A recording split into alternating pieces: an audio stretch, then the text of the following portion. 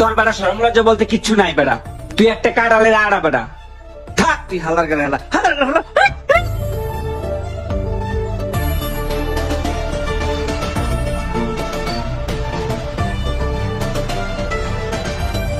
আসসালামু আলাইকুম স্যার। ওয়ালাইকুম আসসালাম। স্যার ওই যে বলছিলাম যে একটা চাকরির খুব প্রয়োজন। আমি তোমার বলছি না আমার এখানে কোনো লোক টোক লাগবে না, তারপরেও তুমি এখানে দাঁড়া থাকো কেন? যাও।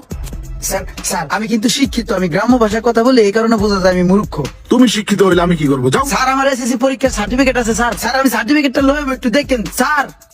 না স্যার ও কথা শুনলো না, তবে আমি হাল ছাড়বো না, আমি এই জায়গায় চাকরি করবো। আরে এই ছেলেটা তো পুরো নাসর বান্দা, দিন নাই রাত নাই সে এখানে বসে থাকে। এটার একটা উচিত শিক্ষা দেওয়ার দরকার। দাঁড়া তোর দেখাইতেছি মজা। এই মোশাররফ এদিকে আসো, বাইরে একটা পাগল বসে আছে, এর পানি মেরা বিদায় করো, যাও। যাবে